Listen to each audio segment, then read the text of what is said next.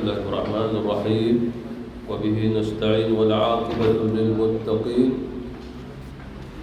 والصلاة والسلام على نبينا وحبيبنا محمد وعلى آله وصحبه أجمعين. أشهد أن لا إله إلا الله وحده لا شريك له وأشهد أن محمدا عبده ورسوله وهو حبيبه وصفيه وخليله وبعد. السلام عليكم ورحمة الله تعالى وبركاته.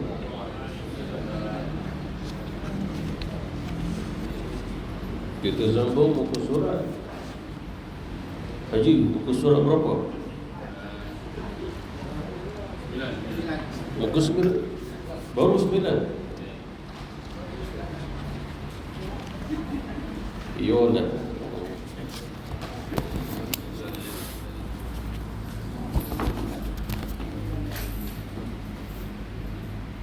Permulaan kita lihat muka surat 9 buku kita Awaluddin Ma'rifatullah.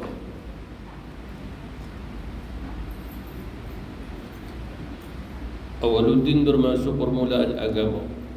Ma'rifatullah, mengenal Allah. Pada asasnya apabila disebut ma'rifatullah, sama ada khusus atau umum dalam perkara ini sama saja. Sama ada dia itu wali ataupun orang awam, khawasatul alal khawas, sama saja. Iaitulah yang pertama, mengenali Allah Subhanahu wa taala, apa yang wajib pada Allah. Kemudian yang mustahil pada Allah harus pada Allah Subhanahu wa taala. Ini tidak ada tabaqat, tidak adanya satu gelaran-gelaran bagi umat Rasulullah. Maksudnya di sini bagi waliullah dia lain, bagi orang awam macam kita lain. Tidak semuanya sama saja.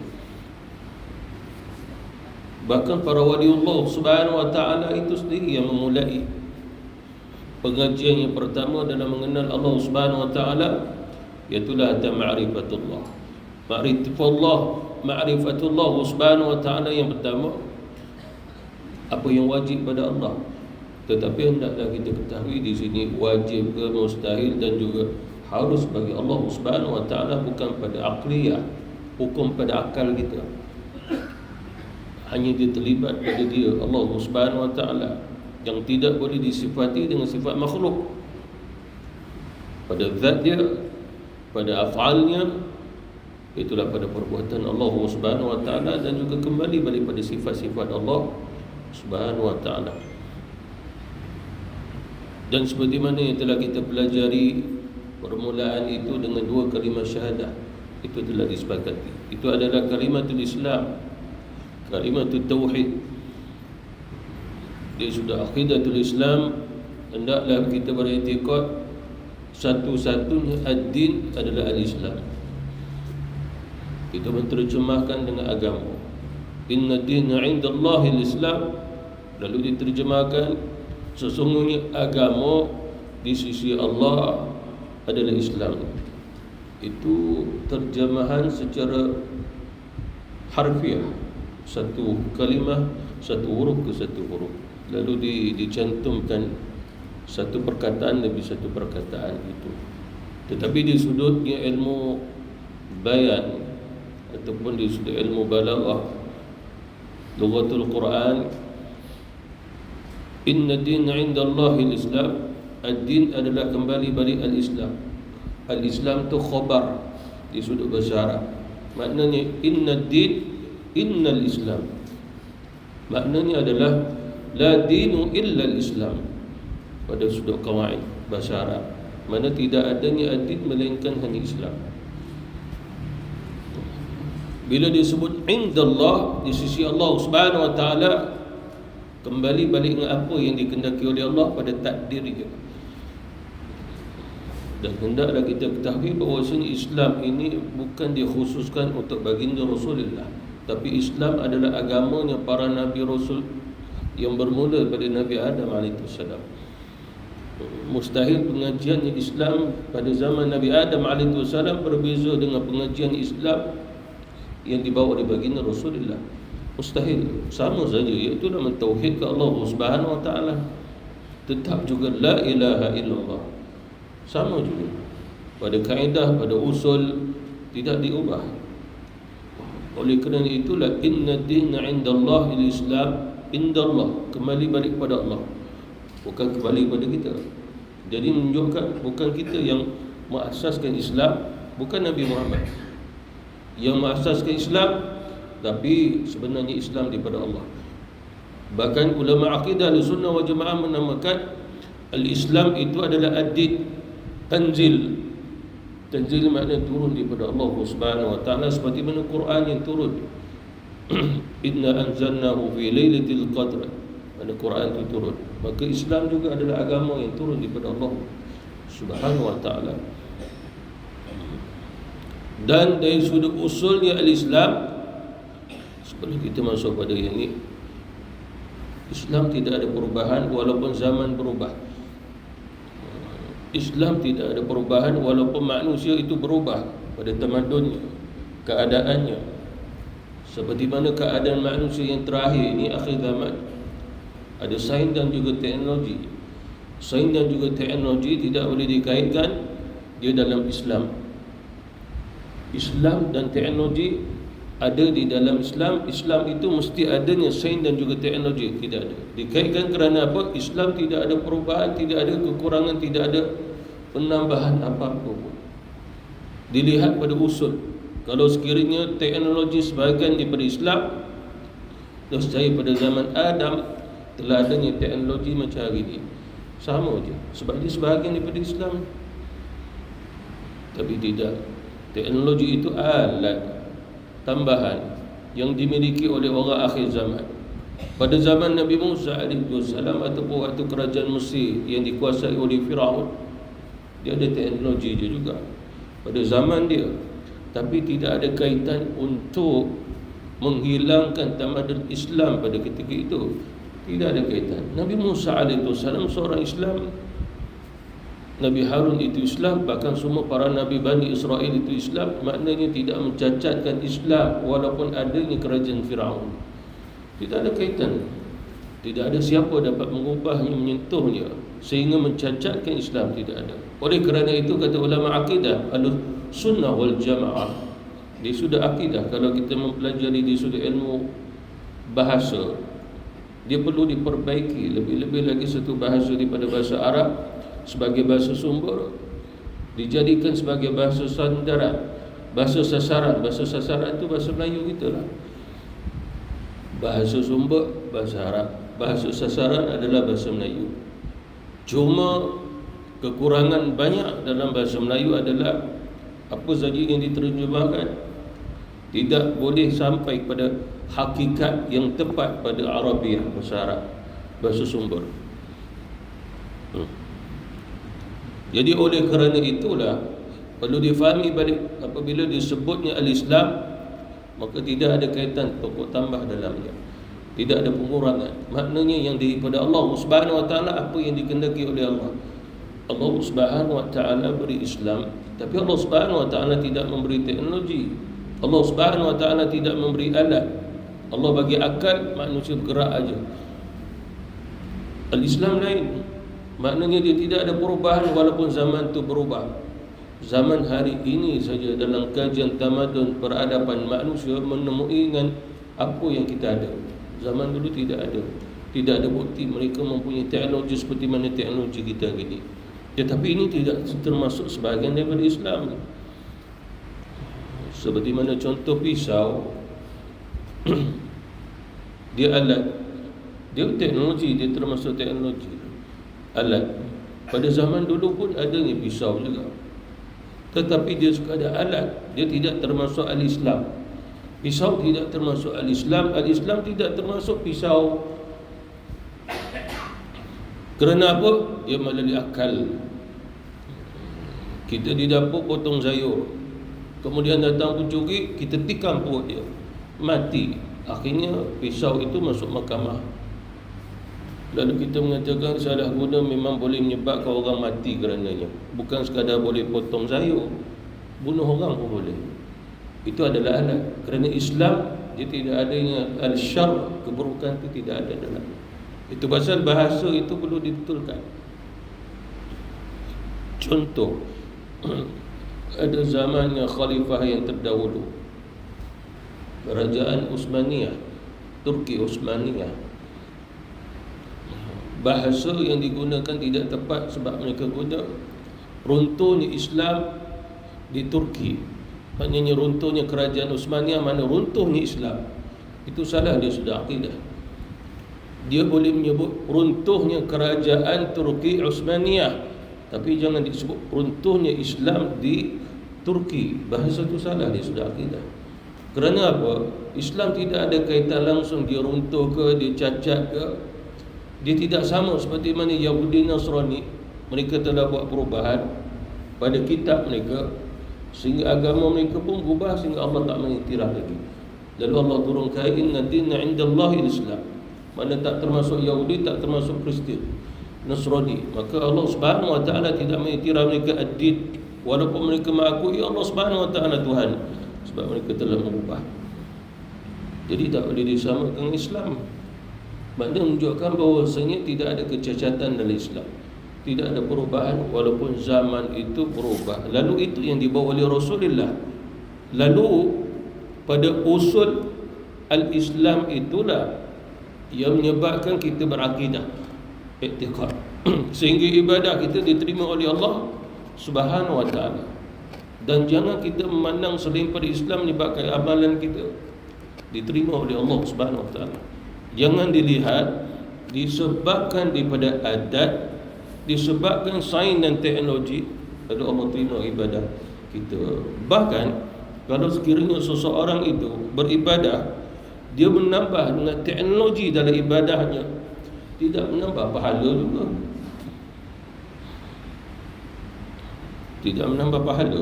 Walaupun dia menambah dalam ibadahnya ada teknologi. Teknologi ni mana alat-alat baharu hari ni lah. Seperti mana contoh kalau imam dia solat pakai mic, tidak menyebabkan pahala bertambah sebab ada mic ni.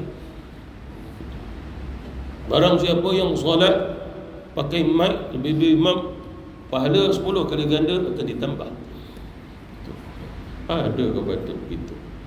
Dia tak jadi usul dalam Islam, tak jadi usul dalam ibadah.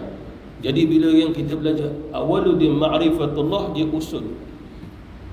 Dia bukan penambahan daripada siapa-siapa. Tidak ada tokoh tambah dalam mengenal Allah Subhanahu wa taala. Oleh kerana itu, manusia dia tak akan boleh mengenal Allah Subhanahu wa taala semata-mata terus melalui sains dan juga teknologi. Kerana itu bukan wasilah dia. Wasilah bukan. Seperti mana contoh seseorang buat kaji, lalu dia pun masuk Islam atas kajiannya. Lalu kita sebagai orang Islam tidak boleh mengatakan dia masuk Islam kerana kajian sains dia. Tidak, kata ulama akidah dan sunnah wajibah. Tapi dia masuk Islam kerana apa? Allah Subhanahu wa taala memberi hidayah sewaktu dia pun mengkaji sesuatu. Bukannya dia mengkaji sesuatu lalu turunnya hidayah.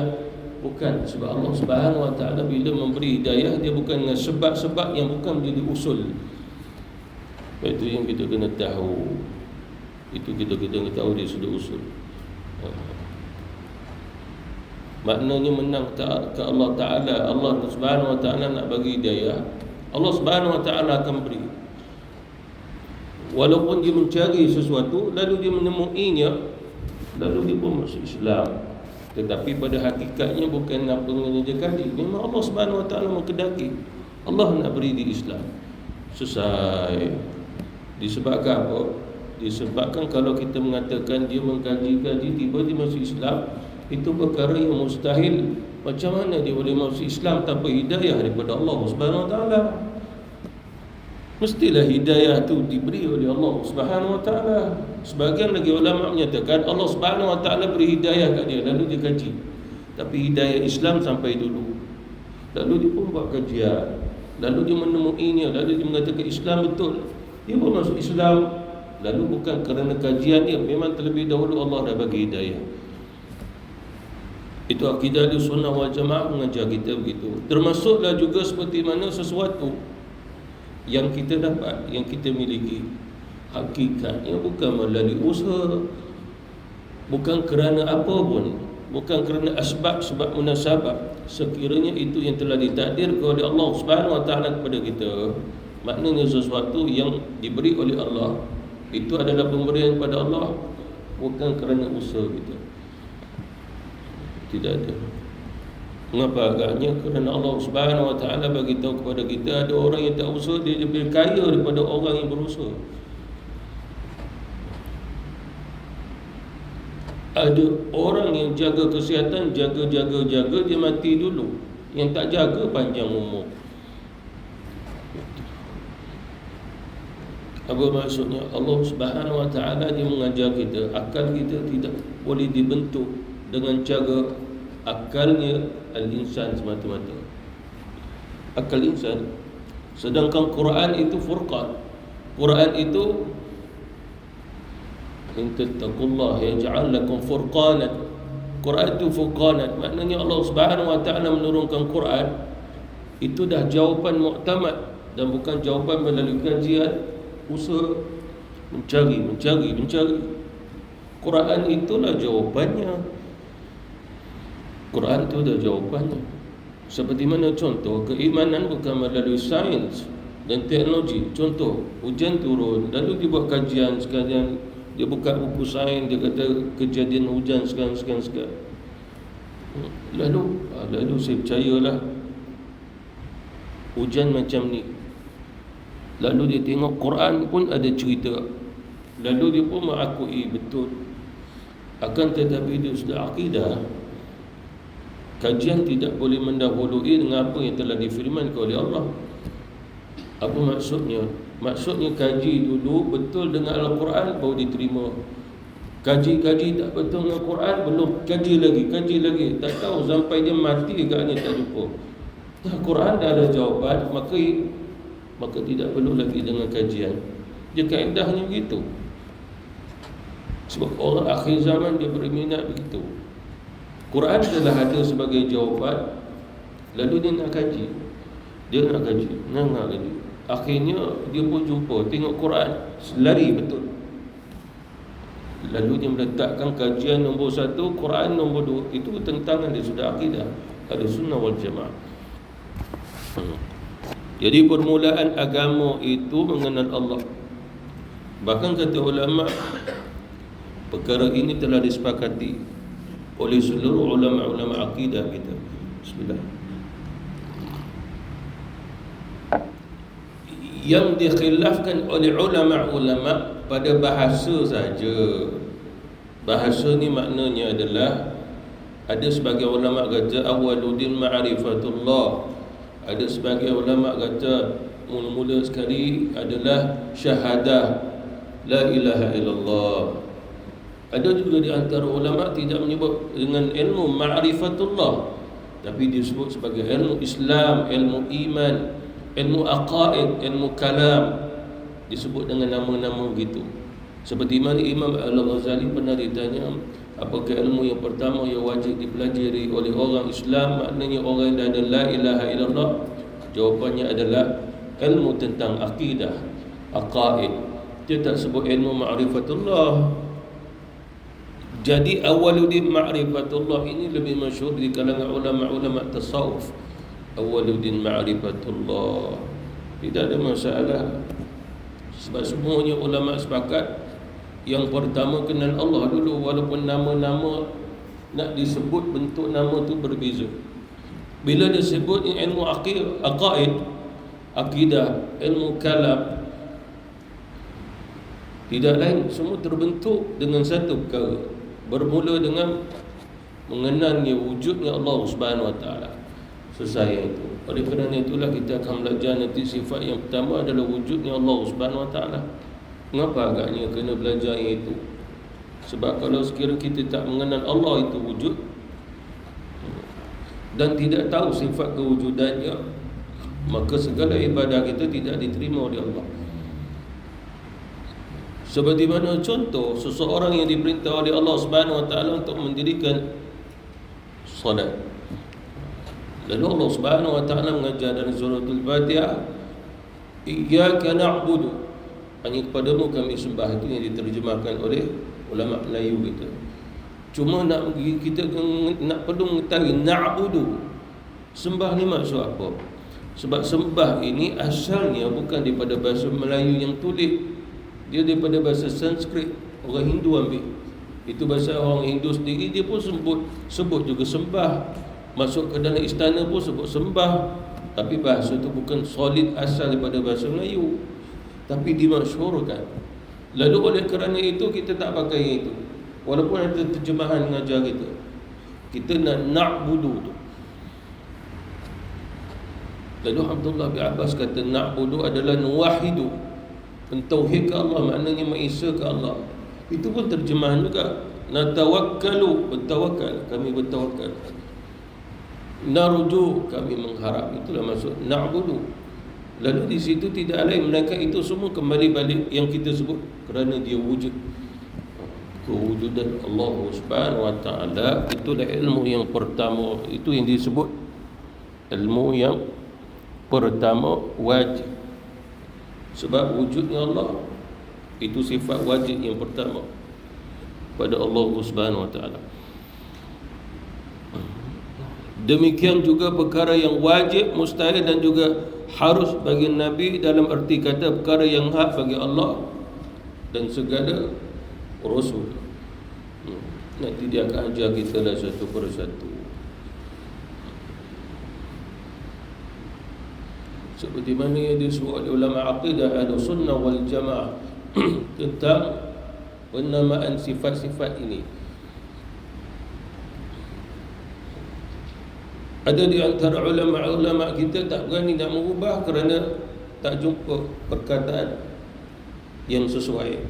Seperti mana dalam Arabiah, kitab-kitab Arab tulis zat, lalu terus kita pun menterjemahkan dengan zat juga. Tapi itu terjemah zat. Begitu juga sifat. Bahasa Melayu kita pun sebut sifat, kita tak sebut perkataan yang lain. Kerana apa? Dia terlibat dengan Allah Subhanahu wa taala. Dia terlibat. Walaupun begitu, hendaklah kita ketahui akhir zaman, bila seseorang tidak mendalami melalui kaedah yang sepatutnya, lalu mereka bersifat berani untuk menterjemahkan Quran ke dalam bahasa Melayu melalui kamus Melayu, itu adalah bertentangan dengan sudah akidatul Islam. Sebab apa? Dalam Quran adanya huruf, ada kalimah, bahkan sampai ayat yang dilarang jangan diterjemahkan dalam satu-satu lafaz yang mutasyabihat. Jangan. Tapi kita berani juga menterjemahkannya. Bila kita menterjemahkannya, lalu kita memahami pada alam Melayu kita, lalu terjemahan Melayu kita jadi diletakkan sebagai terjemahan masuk dalam Al-Quran itu, padahal Allah Subhanahu wa taala tidak menyebut itu maksudnya. Mana beraninya kita memberi maksud itu yang difirmankan oleh Allah Subhanahu wa taala, hakikatnya bukan, sebab bertentangan di sudah akidah. Seperti mana contoh Ar-Rahmanu 'alal arsy istawa. Ar-Rahman sifat pada Allah Subhanahu wa taala. Ar-Rahmanu 'alal arsy istawa, 'ala arash, di atas arash. Lepas tu ada kalimah istawa. Ulama akidah Ahlussunnah wal Jamaah mengatakan istawa tidak ada terjemahan maksud mana-mana bahasa. Tidak ada. Apa maksudnya? Jangan diterjemahkan. Kamu orang Melayu, jangan cari kamus untuk menterjemahkan istawa dengan maksud bahasa Melayu kamu. Orang Masalih pun tak boleh nak terjemahkan istawa dalam bahasa Inggeris ni. Perancis tak boleh. Semua bahasa dalam dunia jangan menterjemahkan istawa dalam bahasa dia. Bahasa dia lah bahasa yang dia guna pakai. Lalu bagaimana kita memahami istawa tentang istawa? Mengapa agaknya? Bila diterjemahkan istawa, dia mula cari kamu, sedangkan dia sudah akidah. Tak boleh disamakan bahasa Quran dengan bahasa komunikasi manusia. Dia salah dia kat situ. Seperti mana contoh yang lain, yadullah, yadu. Lalu dia ambil perkataan yadun, tengok dalam kamus pun tulis tangan. Lalu dia pun menterjemahkan tangan Allah, yadullah, tangan Allah. Sedangkan dia sudah akidatul Islam, yadullah ni ayatnya mutasyabihat, jangan diterjemahkan. Kalau tak terjemah, macam mana kita nak faham? Memang itulah akidatul Islam. Ada yang kamu tak boleh faham, kamu kena beriman je. Sebab bila kamu menterjemahkan, jadilah tangan. Akhirnya kamu beranggapan Allah berwujud tangan. Dia memang wujud, tapi dia adanya sifat yang dinamai tangan. Sebagian lagi orang lagi dia berani kata itu menunjukkan anggota, mana Allah ada anggota pula. Jadi dia memahami dalam Melayu dia, lalu difahami sehinggalah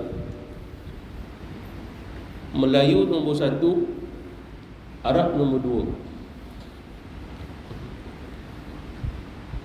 Maknanya lafaz Quran tu dah jatuh nombor 2, terjemahan Melayu jatuh nombor 1. Maknanya menunjukkan dia sudah akidah kita tak boleh beriman dengan Melayu, kita kena beriman dengan ayat Quran juga. Kalau diterjemahkan yadullah, orang ni terjemah tangan Allah, tak boleh beriman. Allah Subhanahu Wa Taala menyebut tangan Allah, kamu kena beriman yadullah. Sebab itu bukannya bahasa Quran, kerana tidak ada bahasa yang boleh menandingi bahasa Quran, sehinggalah ulama-ulama kita terpaksa menjelaskan kepada kita jauh lebih dalam, disebabkan tidak fahamnya kita secara mendalam juga bahasa Arab. Begitu. Satu. Yang kedua, disebabkan bahasa Melayu tidak mempunyai adab bahasa. Adab. Kalau belajar bahasa Arab, dia ada adabul lughah, adab dalam bahasa Arab itu sendiri. Ada balaghah, mengajar adab dalamnya. Seperti mana contoh yang mudah, kita doa Rabbi ghfirli, Rabbi ghfirli, Rabbi ghfirli. Dia ada 3 kalimah, Rabbi ighfirli, 3. Lalu kita pun menterjemahkan, Tuhanku ampunilah aku. Sebab Rabbi dulu, Tuhanku ampuni aku. Itu terjemahan Melayu. Tetapi Rabbi ghfirli yang menyebutnya adalah Rasulullah sallallahu alaihi wasallam, Nabi Arab. Nabi sallallahu alaihi wasallam lidahnya fasih dan dia berbicara sama seperti mana Quran.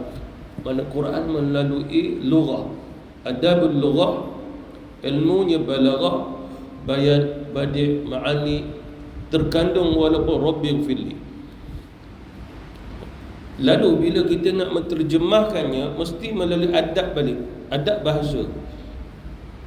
Bila dah sampai apa makna dari sudut bahasa Arab, adab dia, barulah diterjemahkan, barulah kita akan membacanya doa ini dengan adab. Rabbi ghfirli tadi terjemahkan, Tuhanku ampunilah aku.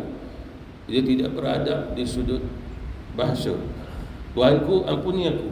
Seperti mana contoh, mak, saya nak 100. Mak, beli saya kereta sebiji. Lalu secara logik, adakah beradab kita bercakap begitu?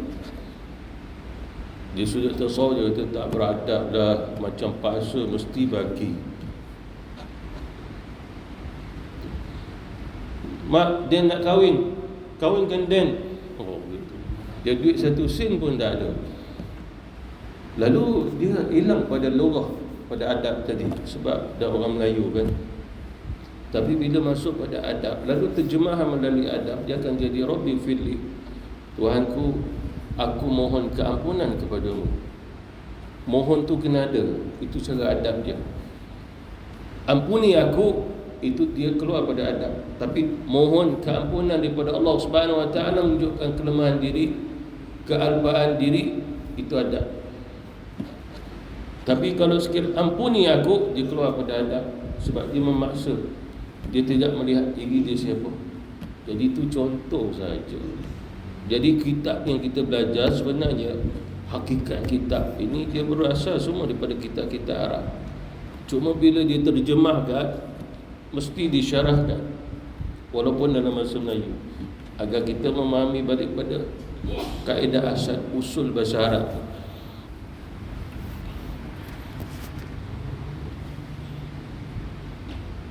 Artinya agamalah yang mengenal Allah Subhanahu wa taala, dan adalah agama itu sendiri sudah mengenal Allah Subhanahu wa taala lebih dahulu semasa kita belum ada di dunia ini lagi. Ia sudah sedia mengenalinya. Al-Islam al-ulya, Al-Islam itu duduk atas, tidak ada agama lain boleh saingnya Islam. Mengapa? Agama lain bukan hakikat agama, dia hanya kata pinjam saja. Bila sebut ad-din, dia adalah Islam. Itu bukan kata pinjam, itu hakikat daripada Allah. Inna dina indallahi al-Islam. Tapi bila kita sebut agama Buddha, agama Hindu, agama ni, maka itu bukan hakikat, itu kata pinjam. Agama tu pinjam, itu pun bahasa Melayu. Oleh kerana itu kita tak boleh menamakan itu ad-din, sebab Allah kata ad-din adalah Islam. Inna ad-dina indallah, bila disebutnya di sisi Allah, maknanya sebelum Allah menciptakan langit dan bumi, bahkan alam semesta ini, di sisi Allah adanya Islam. Itu maksudnya. Di sisi Allah Subhanahu wa taala, inna dina indallah. Bila disebut indallah, di situ adalah kembali pada zat. Kerana Allah Subhanahu wa taala tak menyebut di sudut bahasa Arab inna dina indar rahman. Tidak. Inna dina indar rahim. Tidak. Tapi Allah sebut ada zat dia balik. Inna dina indallah. Allah itu adalah nama ismul jalalah, nama pada zat. Kalau disebut Ar-Rahman itu na'tun, nama pada sifat. Ar-Rahim nama pada sifat. Kalau disebut Allah terus, itu nama pada zat dia. Jadi menunjukkan bahawasanya di sisi Allah Subhanahu wa taala, Allah Subhanahu wa taala telah membentuk Islam. Dan bentukan yang pertama atas apa yang perlu diucap oleh makhluk yang dicipta adalah la ilaha illallah. Kemudian yang kedua, Muhammadun Rasulullah. Lalu siapa yang perlu mengucapkannya? Para malaikat Allah, sebab Allah belum cipta manusia. Bahkan diriwayatkan setelah Nabi Adam AS, Allah cipta dia, roh pun masuk. Roh masuk sampai ke bahagian kepala dia, yang di bawah tak gerak lagi, roh belum sebati. Sampailah bahagian kepala tu semua sampai kat leher. Bila roh masuk ada kekuatan, takdir Allah berlaku gitu. Lalu dia tengok angkat kepala dia. Bila dia angkat kepala dia, dia nampak aras di atas kepala dia.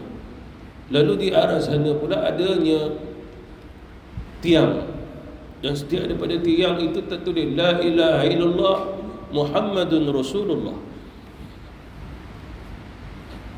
La ilaha illallah tu yang pertama itulah. Lalu itulah al-Islam tadi. Bila Adam AS pun buat salah, dia ingat balik la ilaha illallah Allah lah, ini Muhammadun Rasulullah je. Tentu bukan Allah, sebab Rasulullah itu pun suruh Allah, tentu bukan Allah Subhanahu wa taala. Dia akan menjadi fa'il dan maf'ul di sudut bahasa Arab. Lalu Nabi Adam AS pun berwasilah, ya Allah, aku berwasilah dengan nama Muhammad agar engkau ampunkan aku. Lalu Allah Subhanahu wa taala tanya, ya Adam, bagaimana engkau tahu selain pada aku ada nama Muhammad? Lalu Adam AS kata, setelah kau cipta aku mengangkat kepalaku, aku nampak di atas sana di tiang arash la ilaha illallah Muhammadun Rasulullah.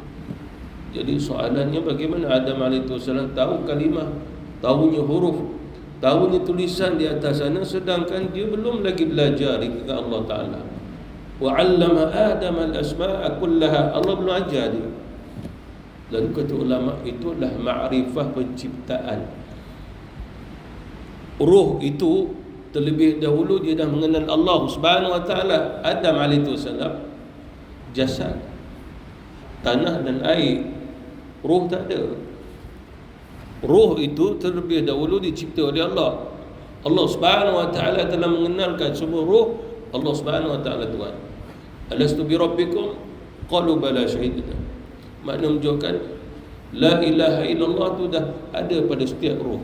Lalu ruh pun masuk, pergi kepada akal, berfungsi akal pada la ilaha illallah.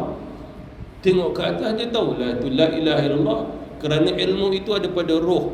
Oleh kerana itulah kata ulama, setiap roh mengenal Allah Subhanahu wa taala. Setiap roh. Lalu bagaimana roh itu boleh hilang pula kenal? Tak, roh sebenarnya tidak pernah hilang mengenal Allah Subhanahu wa taala. Tak pernah hilang. Lalu mengapa adanya manusia syirik kepada Allah, manusia yang kafir kepada Allah, sedangkan rohnya mengenal Allah Subhanahu wa taala? Kata ulama, itu adalah hujjah. Roh itu mengenal Allah Subhanahu wa taala, walau tubuhnya pun menyembah selain pada Allah. Roh pun tidak redha tak kala mana berlaku pada dirinya sembah selain pada Allah Subhanahu wa taala. Apa dalil dia? Dalilnya apabila manusia dalam kubur dibangkitkan, kalau ditanya siapa Tuhan kamu, dalam kubur dia tahu Allah, tapi sebab dia tak ada iman dia tak boleh jawab. Bila dia dibangkitkan oleh Allah Subhanahu wa taala di akhirat, lalu ditanya siapa Tuhan, semua jawab Allah. Lalu mereka pun nak minta tolong dengan Allah. Itulah buktinya rohnya tidak pernah dipadam oleh Allah tentang ma'rifatullah. Dia kenal Allah Subhanahu wa taala. Semua pun menyesal, tak terpadam. Semua mengenal Allah Subhanahu wa taala sebagai pencipta. Pernah satu ketika orang bertanya, apakah agama Allah? Dia tanya. Soalannya balik, adakah Allah Subhanahu wa taala memiliki agama? Jawapannya tidak, sebab agama ni bagi mutakallifin, mukallaf. Allah Subhanahu wa taala bentuk yang namanya inna dina indallah, di sisi Allah, satu bentuk yang kita sebut sebagai perundangan. Al-Islam itu sebuah perundangan, lalu Allah Subhanahu wa taala hidupkan perundangan itu melalui para utusannya, Nabi Rasul, menyuruh manusia hidup dengan perundangan itu. Mana al-Islam yang dimulai dengan mentauhidkan Allah Subhanahu wa taala. Itulah la ilaha illallah. La ilaha illallah. Bermula yang itu. Seluruh para nabi, seluruh para rasul, anta ta'budallah. Maknanya hanya kamu sembah Allah Subhanahu wa taala wahdahu la syarikalah, dan jangan menyembah selain pada Allah. Makna menunjukkan tidak ada sekutu bagi Allah. Semua para nabi, semua para rasul. Lalu apabila seseorang bertanya, adakah Allah Subhanahu wa taala ada agama? Jawab saja, Allah menciptakan agama untuk kita. Tapi bukannya Allah Subhanahu wa taala terkait dalam perundangan. Soalannya lagi, Allah Subhanahu wa taala perintah kita bersyahadah melalui Rasulullah. Soalannya, perlukah Allah Subhanahu wa taala juga tazatnya untuk asyhadu an la ilaha illallah? Disebabkan pada rukun syahadah di sudut bahasa Arab, syahadah itu maknanya adalah mempersaksikan kepada yang lain daripada dia. Lalu Allah Subhanahu wa taala tidak terkait bahawasanya Allah Subhanahu wa taala juga perlu menyebut, lalu kena ada yang menjadi saksi. Seperti mana contoh, seorang yang bukan Islam, dia mengucap dua kalimah syahadah. Jadi soalannya, adakah dia telah Islam? Belum. Sehingga ada yang menyaksikannya, dia menyebutnya, memahami maknanya, maka di Islam. Lalu soalannya, ini tidak terlibat pada Allah Subhanahu wa taala. Yang terlibat pada Allah, Allah Subhanahu wa taala bagi tahu kepada kita, dia itu wahid, dia itu ahad. Wa ilahukum ilahu wahid, syahidallahu annahu la ilaha illahu. Itu daripada Allah Subhanahu wa taala. Jadi hukum itu yang perlu menyebutnya, beriktikad, itulah kita, itu yang masuk al-Islam. Jadi terjawab, Allah Subhanahu Wa Taala tidak ada kaitan dia perlu beragama, tidak ada kaitan dia berciptanya. Seperti mana contoh ada orang Melayu kita akhir zaman, dia suka pakai logik. Dia mengaku Islam lagi, dia berminat dengan kajian-kajian etis sebab falsafah kan. Jadi dia kata, kalau dikatakan Allah tu wujud, maka wujudnya Allah Ta'ala itu etis juga. Sebab Allah wujud tak ada Tuhan, maka Allah pun etis. Boleh ke cakap begitu? Dia tak faham bahawa Allah Subhanahu Wa Ta'ala tidak terlibat dengan urusan makhluk. Dia mencipta, tapi jangan libatkan Allah di dalamnya itu. Pemikiran birani dia tu. Allah pun etis sebab Allah tak ada Tuhan. Orang tu memang mengaku memang tak ada Tuhan dah, Allah pun tak ada Tuhan. Lalu dia mengkaitkan Allah Subhanahu Wa Ta'ala ibarat macam makhluk dah, makhluk yang tak ada Tuhan. Maka bersalahan dia sudah aqidatul Islam. Wallahu a'lam. Wabillahi taufiq wal hidayah. Wassalamualaikum warahmatullahi wabarakatuh. Nanti kita sambung perenggan kedua tu.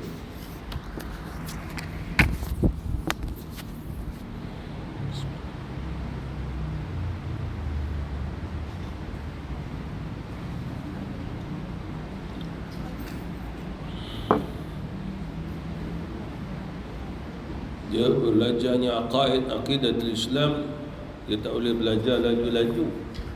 Fiqh boleh. Perkara wajib dalam solat, perkara rukun dalam solat, perkara makruh dalam solat, perkara membatalkan solat, laju-laju. Tapi akidah tak boleh. Gitu. Kalau akidah pun kita belajar laju-laju, nanti kita tak sempat faham. Macam budak lah, dia belum faham bab 1, cikgu dah ajar bab 2. Bab 2 baru dia nak baca, bagi faham, cikgu dah masuk bab 3. Akhirnya bagi soalan, macam mana dia nak jawab apa yang dia tak faham? Jadi aqidatul Islam, ulama melarang kamu tidak boleh belajar melainkan kamu kena faham apa yang kamu belajar. Itu akidah. Tapi ilmu yang lain macam akademik, 1 campur 5 tak dijawab pun tak ada problem lah. Itu. Tapi kalau bab akidah, kalau ditanya apa maksud wujudnya Allah, lupa gitu. Ni mesti makan masak lemak banyak sangat kot gitu.